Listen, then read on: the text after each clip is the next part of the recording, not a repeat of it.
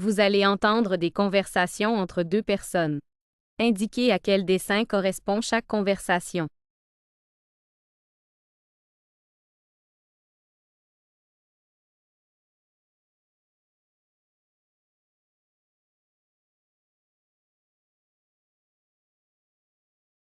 Question 1.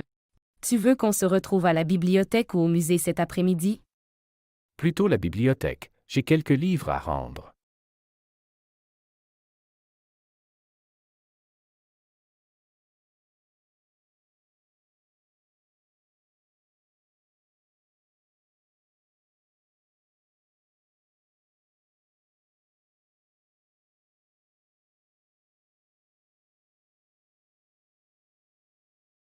Question 2. Où est mon portefeuille? Je suis sûr qu'il était posé juste à côté de mes clés. Ah, le voilà. Il est tombé sous la table.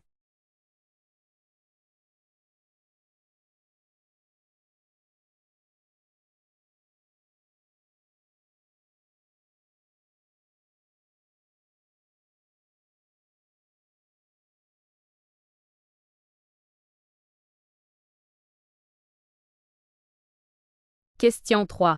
Tu as vu mon casque audio sans fil? Il était sur la table tout à l'heure. Oui, il est dans le salon à côté de la télévision.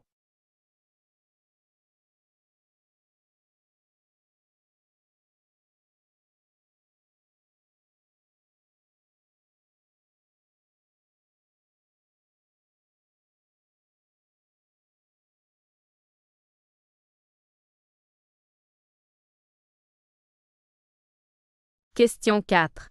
As-tu remarqué Sophie récemment? Elle a coupé ses cheveux, maintenant ils sont très courts et bouclés. Oui, ça lui va vraiment bien.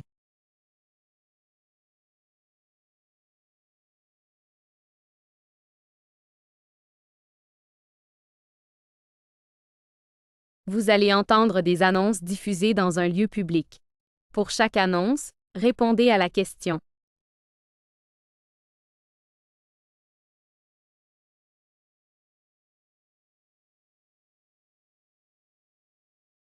Mesdames, Messieurs, nous vous prions de noter que le concert symphonique prévu ce soir à l'Auditorium Verdi est reporté à une date ultérieure en raison de difficultés techniques imprévues.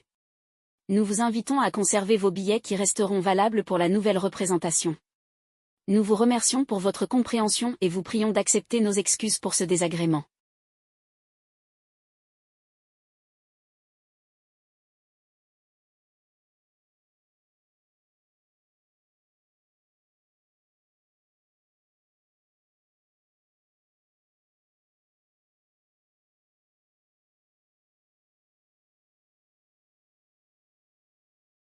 Chers visiteurs, en raison de l'afflux exceptionnel de public, l'accès à l'exposition Rêves d'Orient se fera désormais sur réservation obligatoire. Nous vous encourageons à réserver vos créneaux via notre site internet ou directement à l'accueil du musée afin de garantir votre entrée. Nous vous remercions de votre compréhension.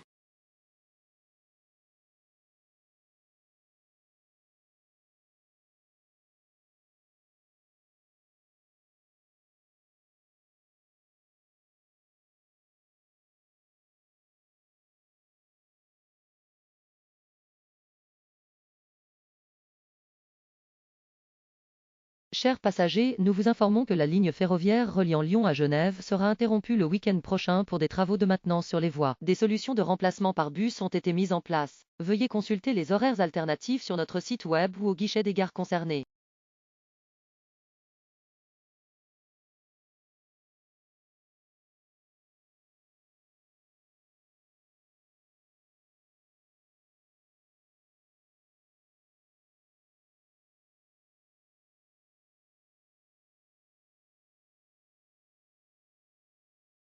Chers participants, nous vous rappelons que l'inscription à l'atelier de photographie du samedi prochain doit impérativement être confirmée avant mercredi. L'atelier sera animé par un professionnel renommé et se déroulera dans la salle Lumière. Les places étant limitées, nous vous encourageons à finaliser votre réservation rapidement.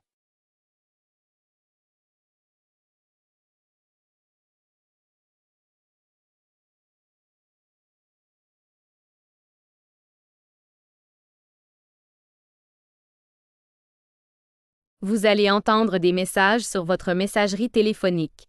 Indiquez pourquoi la personne appelle.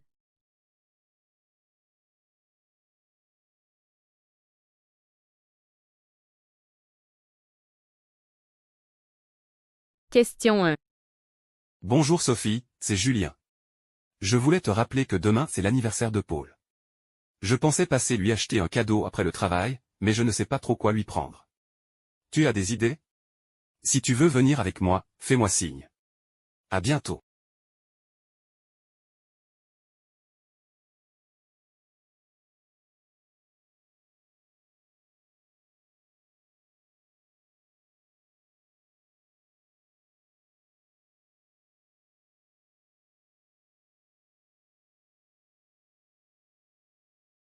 Question 2. Salut Nathalie, c'est Mélanie. J'ai bien reçu les documents que tu m'as envoyés, merci. Par contre, il y a une erreur dans la dernière page. Je te renvoie tout ça par mail avec les corrections. Fais-moi savoir si ça te convient. Bonne journée.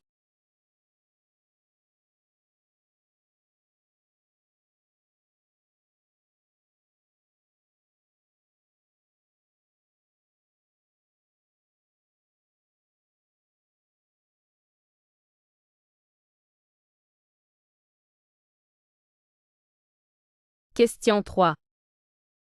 Bonjour Monsieur Dupont, ici Stéphane de la compagnie de livraison. Je voulais vous prévenir que votre colis est bien arrivé, mais il semble y avoir un souci avec l'adresse de livraison. Pouvez-vous nous rappeler pour confirmer l'adresse correcte? Merci et bonne journée.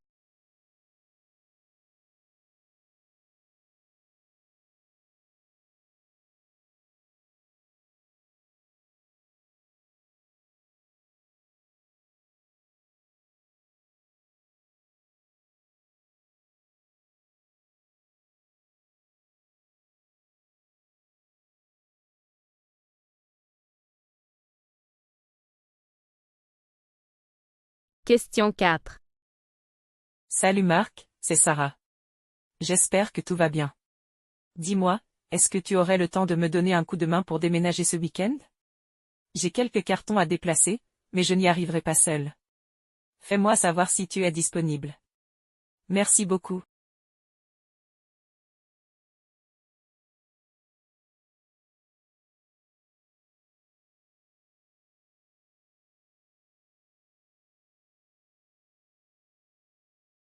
Question 5.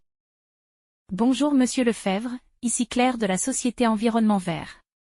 Je vous appelle pour vous informer que notre équipe passera chez vous demain matin pour une inspection de votre installation solaire.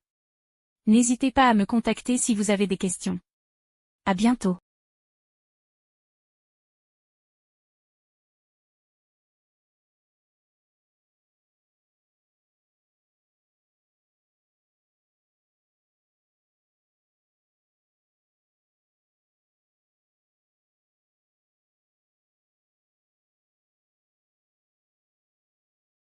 Question 6. Salut Emma, c'est Lucie. Je voulais juste te prévenir que j'ai finalement trouvé la recette du gâteau au chocolat que tu cherchais. Je te l'envoie par mail dès que je rentre chez moi. J'espère que tu l'aimeras autant que moi. À plus tard.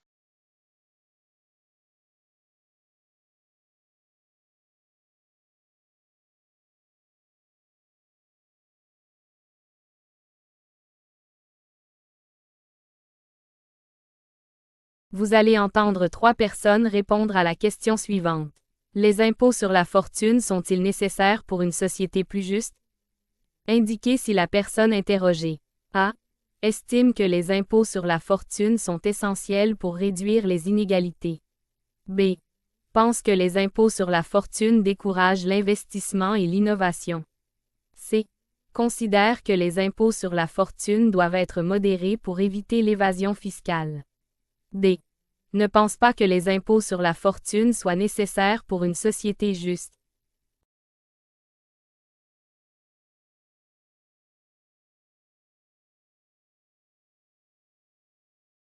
Document 1. Je suis convaincu que les impôts sur la fortune sont un outil indispensable pour réduire les écarts de richesse. Dans une société juste, les plus fortunés doivent contribuer davantage pour financer les services publics et aider les plus démunis. C'est une question d'équité.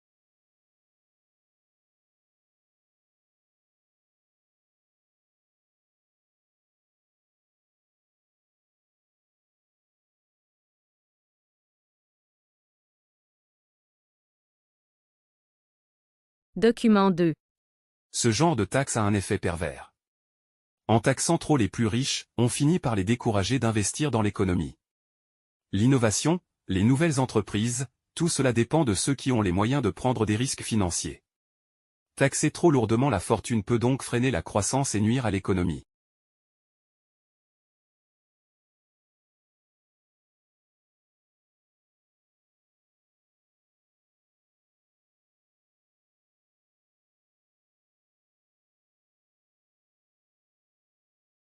Document 3. Il est nécessaire de taxer les grandes fortunes, mais il faut trouver un juste milieu. Trop d'impôts peuvent pousser certains à chercher des moyens d'éviter de payer, voire à déplacer leurs actifs à l'étranger. Un impôt modéré sur la fortune permettrait de contribuer à la redistribution sans pour autant encourager l'évasion fiscale.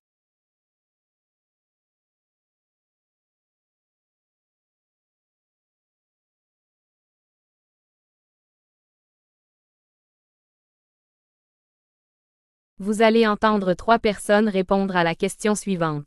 Le revenu universel est-il une solution aux inégalités sociales? Indiquez si la personne interrogée A. pense que le revenu universel permettrait de réduire les inégalités. B. estime que le revenu universel est inefficace pour résoudre les inégalités. C. considère que le revenu universel est une bonne idée, mais insuffisante. D. ne croit pas en la viabilité du revenu universel.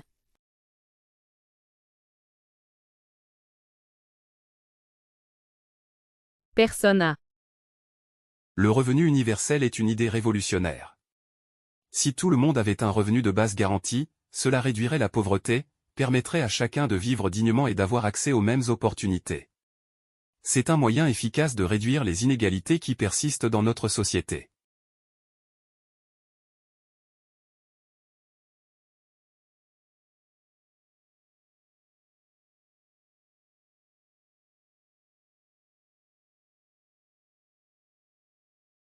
Personne B.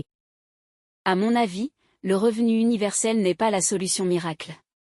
Certes, il peut apporter une aide ponctuelle, mais les inégalités sociales sont bien plus profondes. Il faut agir sur des facteurs comme l'éducation, l'accès à la santé ou encore la fiscalité pour vraiment changer les choses. Un revenu universel, seul, ne suffira pas.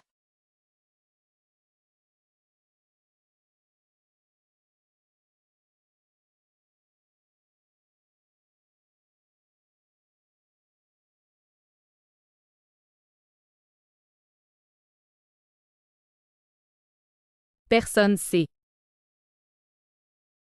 Je suis sceptique sur l'idée du revenu universel, comme on finance un téléphone programme sans alourdir les impôts pour une grande partie de la population? Et qui nous garantit que cela ne découragera pas les gens de travailler, pour monter sur une utopie qui risque de créer plus de problèmes qu'elle ne résoudra?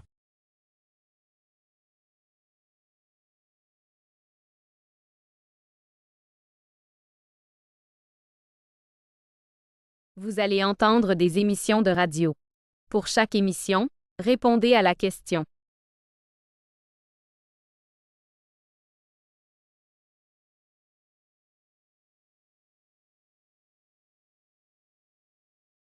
La pollution lumineuse, bien que souvent négligée, a un impact considérable sur les écosystèmes et la santé humaine. En altérant le cycle naturel du jour et de la nuit, elle perturbe les rythmes biologiques de nombreuses espèces animales, notamment celles qui dépendent de l'obscurité pour se nourrir ou se reproduire. Par ailleurs, des études montrent que l'exposition prolongée à une lumière artificielle excessive, surtout dans les environnements urbains, peut affecter le sommeil des humains, entraînant à long terme des problèmes de santé tels que des troubles cardiovasculaires ou métaboliques. Face à ce constat, des solutions émergent, comme la réduction de l'éclairage public ou l'utilisation de lumières plus respectueuses de l'environnement.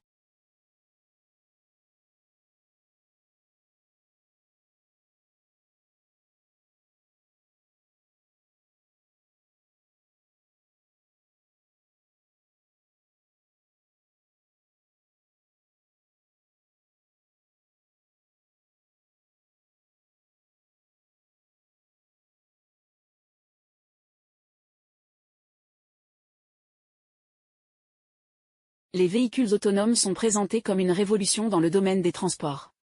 Grâce à des capteurs sophistiqués et des algorithmes d'intelligence artificielle, ces véhicules sont capables de circuler sans intervention humaine. Cependant, leur développement soulève des questions éthiques et légales complexes. Par exemple, en cas d'accident inévitable, comment le véhicule doit-il prioriser les vies? De plus, l'intégration de ces véhicules dans les infrastructures actuelles pose un défi logistique important. Certains experts estiment qu'avant une adoption à grande échelle, des ajustements majeurs seront nécessaires, tant sur le plan technique que réglementaire.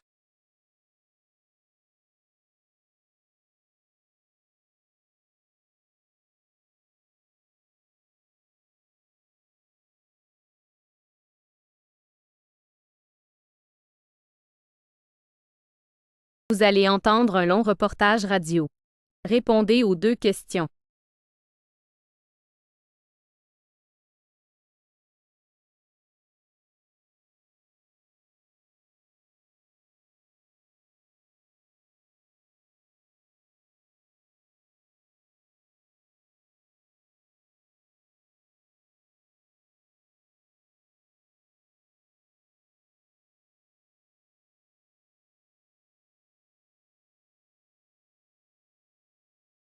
L'épreuve écrite du bac de français pour les élèves de série générale proposait pour le commentaire un texte de l'auteure française Sylvie Germain, extrait de son roman Jour de colère, prix Femina en 1989. Un texte de 20 lignes décrivant 9 frères, sorte d'hommes des bois, élevés dans les forêts du Morvan, dans un passé indéterminé, prévenait le chapeau de l'épreuve. L'idée pour les élèves était, comme le suggère un corrigé de l'épreuve publié par Le Monde le lendemain, de se demander comment les 9 fils ont-ils été façonnés par l'environnement dans lequel ils ont grandi.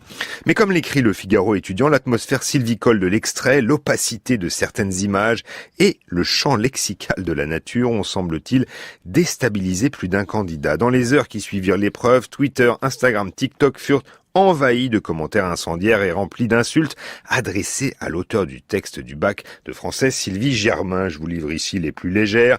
Ton texte, il est finito, aucun sens, à part 9 bouffons nus dans la forêt qui vivent dans une maison de merde, j'ai rien compris. Autre commentaire, un poil plus drôle cette fois, tu prends le commentaire, tu ressors de la salle avec une formation de garde forestier.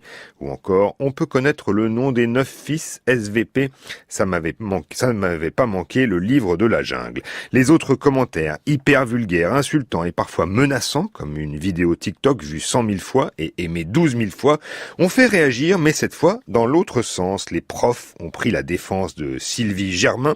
Bonjour l'intelligence des jeunes qui passent le bac de français, qui en veulent à Sylvie Germain parce qu'elle possède plus de 3 mots de vocabulaire. Moins gnangnan, l'autrice elle-même, Sylvie Germain, interviewée par le Figaro étudiant, a déclaré « Je ne suis qu'un prétexte, je ne me sens pas concernée personnellement, je suis plutôt inquiète du symptôme que cela révèle », dit-elle, et elle ajoute « Ils veulent des diplômes sans aucun effort, se clament victimes pour un oui ou pour un non, et désignent comme persécuteurs ceux-là même qu'ils injurient et menacent.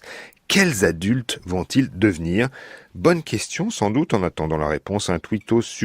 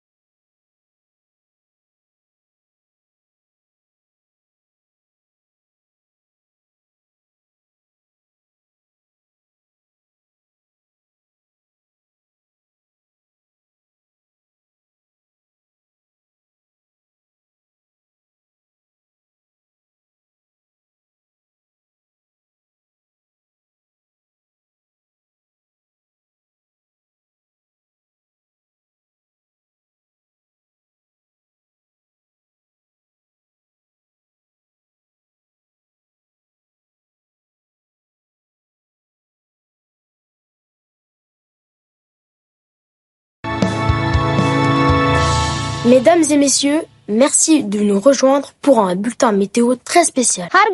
Le programme des Nations Unies pour le développement et l'OMM ont lancé une vaste campagne de sensibilisation au dérèglement climatique. Au cœur de leur communication, les enfants, l'idée leur faire présenter la météo du 22 mars 2050.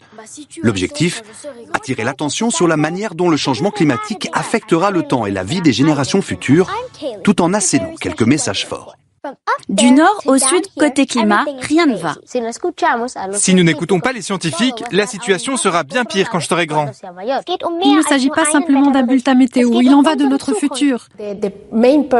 L'objectif principal est d'impliquer les jeunes générations, car nous pensons qu'il faut aller au cœur des familles et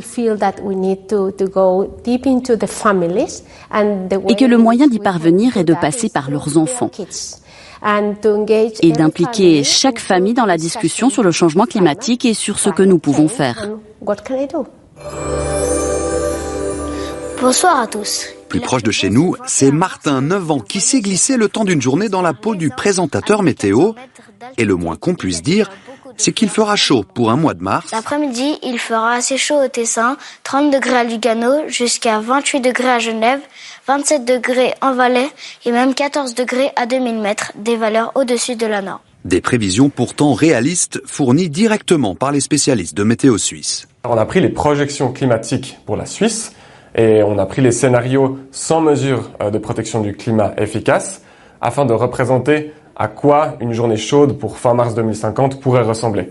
Il s'agit donc d'un exemple de prévision pour 2050 mais qui est malheureusement tout à fait plausible. Le bulletin météo de Martin est visible en intégralité sur nos plateformes. Il aura 35 ans en 2050, en espérant que d'ici là, la tendance se soit inversée. Il y a 25 ans, on aurait parlé d'un beau mois de juin. Bonne soirée à tous.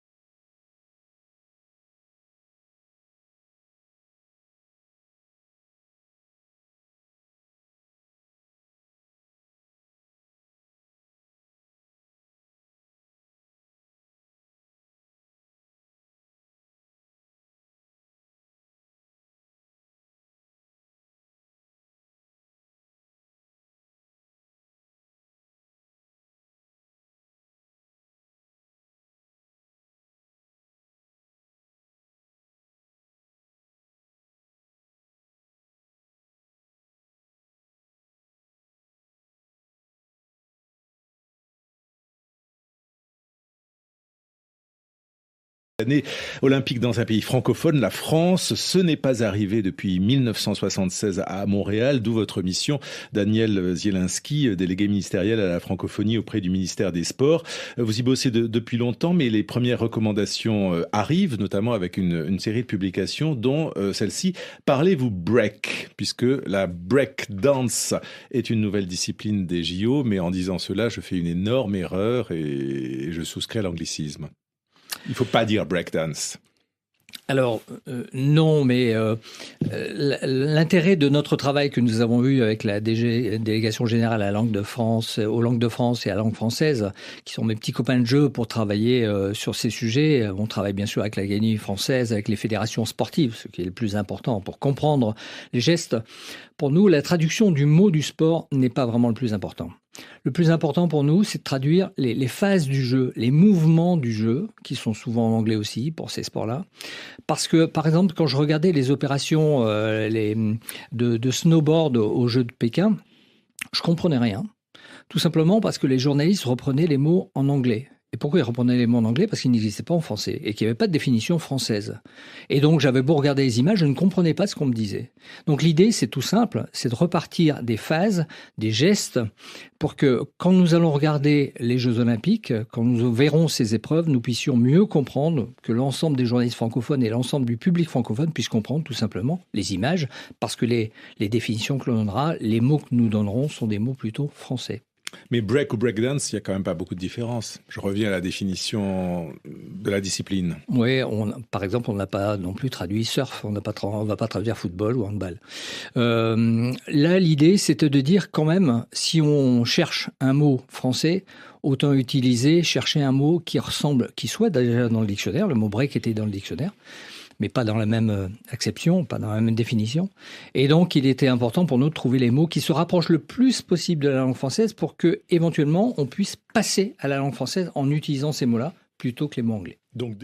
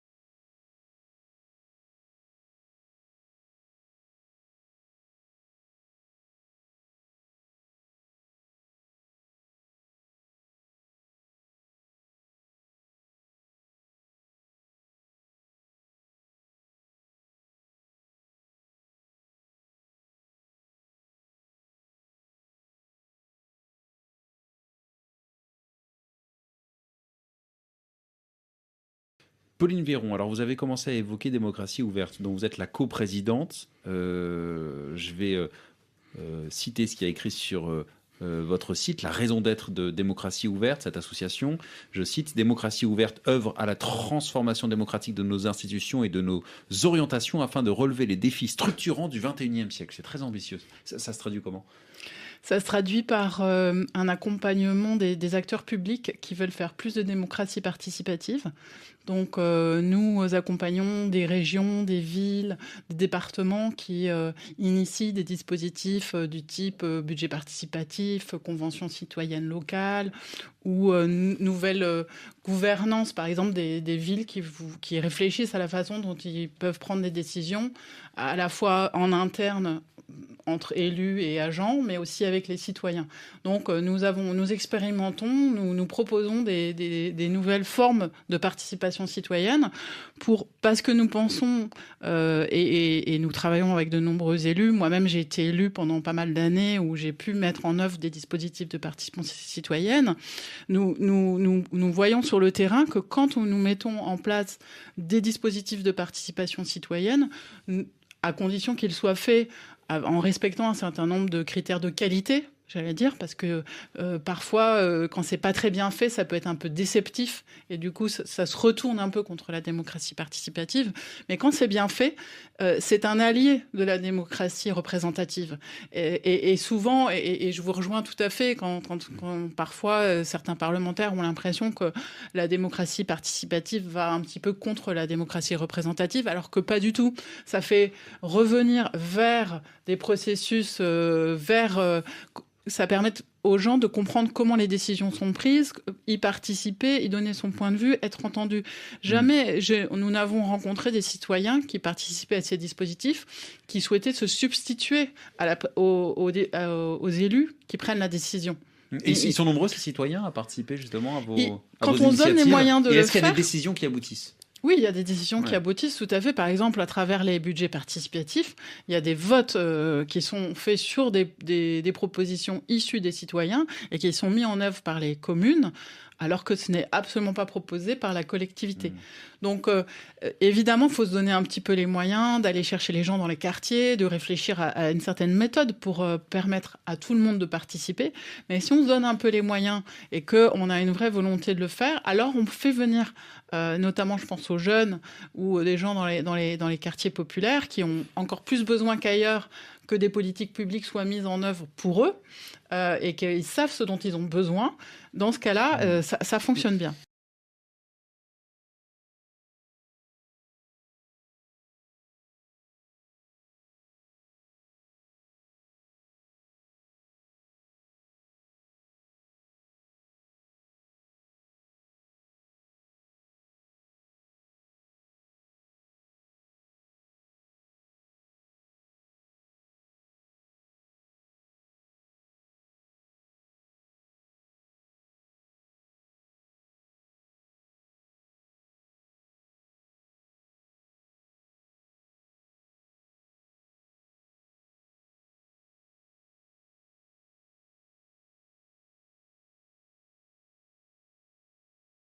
Avec la montée inexorable des préoccupations liées à la durabilité, les municipalités se trouvent de plus en plus poussées à encourager des pratiques écologiques au sein de leur territoire. Un exemple emblématique est la promotion de l'usage du vélo, devenu central dans les politiques urbaines modernes. Outre l'aménagement d'infrastructures cyclables, telles que des pistes sécurisées, certaines villes vont jusqu'à offrir des incitations financières pour l'acquisition de vélos électriques, plus coûteux. Si ces efforts tendent à réduire les émissions de gaz à effet de serre et à décongestionner les espaces urbains, ils posent néanmoins des défis en termes de cohabitation avec les piétons, notamment dans les zones où l'espace est partagé.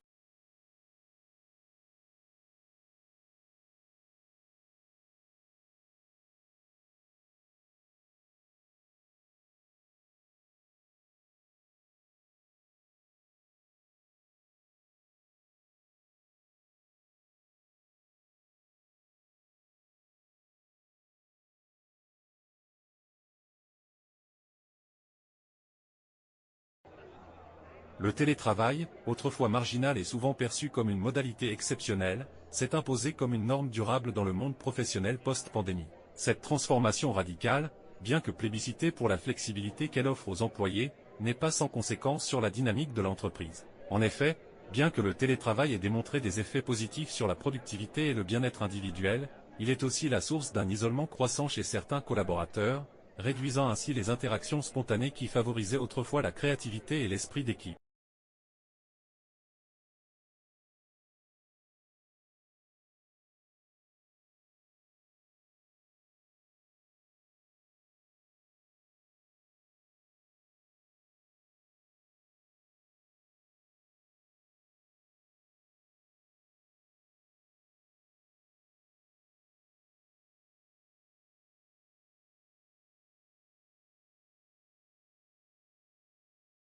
La montée en puissance des énergies renouvelables, bien qu'encourageante, pose de nombreuses questions quant à la gestion des réseaux électriques. En effet, l'intégration massive de sources intermittentes comme l'éolien ou le solaire bouleverse les paradigmes classiques de la production et de la distribution de l'énergie. À cela s'ajoutent les problématiques de stockage de l'électricité excédentaire et la nécessité de moderniser les infrastructures vieillissantes. Le défi est donc de taille: comment garantir une fourniture stable et continue tout en encourageant une transition écologique rapide et ambitieuse?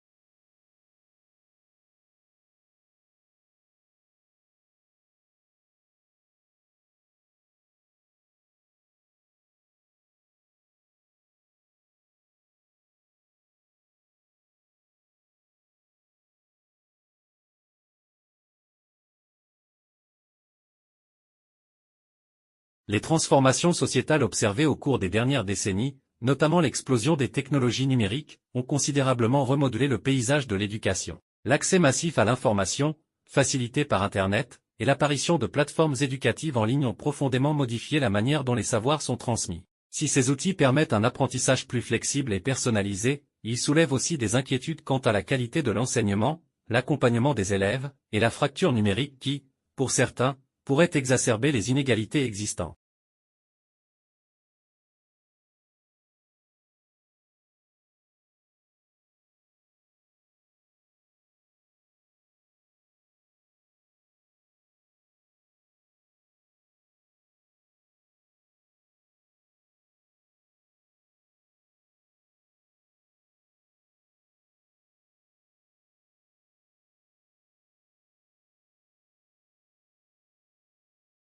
Alors que les débats sur la souveraineté alimentaire occupent de plus en plus de place sur la scène internationale, il est crucial de reconnaître les fragilités structurelles des systèmes agricoles contemporains. Les modèles agricoles intensifs, qui visent à maximiser la productivité au détriment de la durabilité, sont souvent pointés du doigt pour leur impact environnemental dévastateur. Pourtant, une transition vers une agriculture plus respectueuse de l'environnement, axée sur la résilience et la diversité des cultures, se heurte à des résistances, notamment économiques, car elle implique des réformes profondes et un soutien étatique renforcé.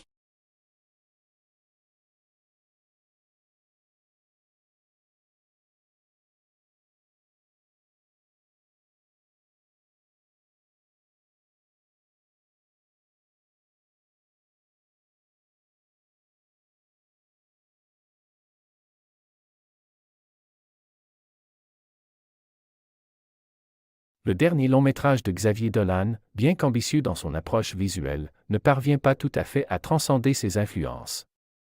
Il oscille constamment entre hommage et imitation des grands maîtres du cinéma d'auteur.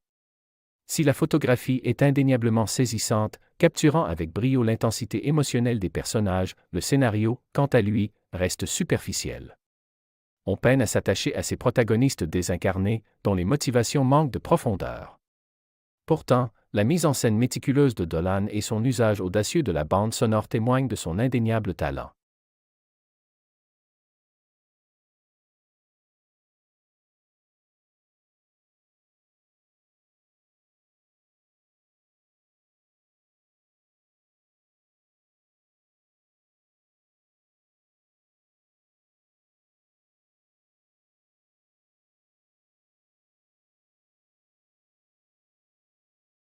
Lors de cet entretien, l'écrivain Paul Nacker revient sur son processus créatif pour son dernier roman, Les ombres du passé.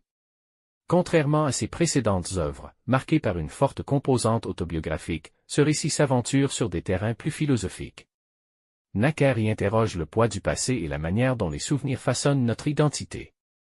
Il admet que la rédaction de ce livre fut particulièrement laborieuse, non seulement en raison de la complexité thématique, mais aussi du défi que représentait l'articulation d'un récit non linéaire. Pourtant, Necker estime que cette structure fragmentaire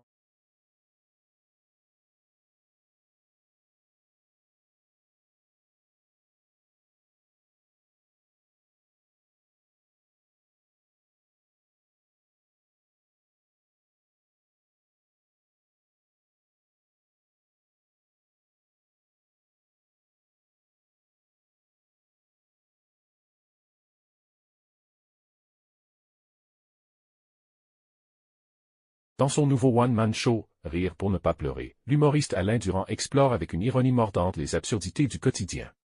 Sa capacité à transformer des situations banales comme faire la queue à la poste ou chercher une place de parking en moment de pure comédie est tout simplement remarquable. Mais au-delà de ces observations légères, Durand ne se prive pas d'aborder des sujets plus sérieux.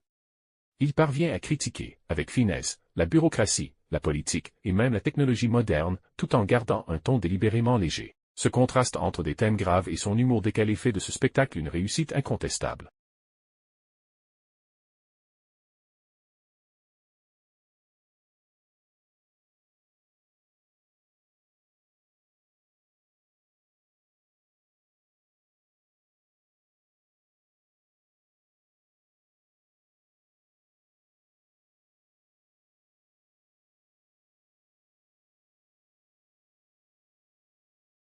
Propose une réflexion poignante sur la solitude et l'incommunicabilité.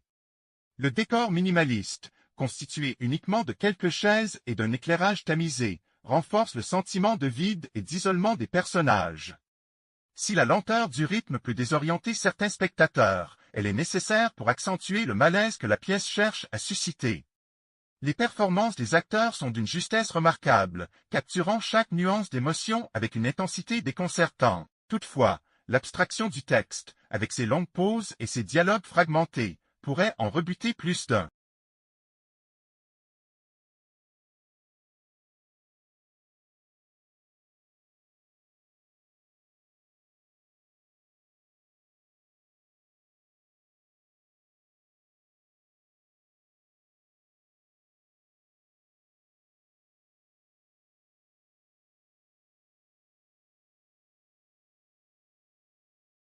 Interrogé sur son dernier film, Les Illusions perdues, le réalisateur Marc-Antoine Leroy revient sur ses choix esthétiques et narratifs. Il explique que son objectif principal était de déconstruire les codes traditionnels du cinéma narratif en jouant avec la temporalité et en refusant une résolution claire à l'intrigue. Pour lui, cette approche reflète mieux la complexité de la réalité moderne, où tout est constamment en mouvement et où il n'existe plus de vérités absolues. Leroy admet cependant que cette volonté d'expérimentation a parfois été mal reçue par le public, certains critiques lui reprochant une narration trop confuse.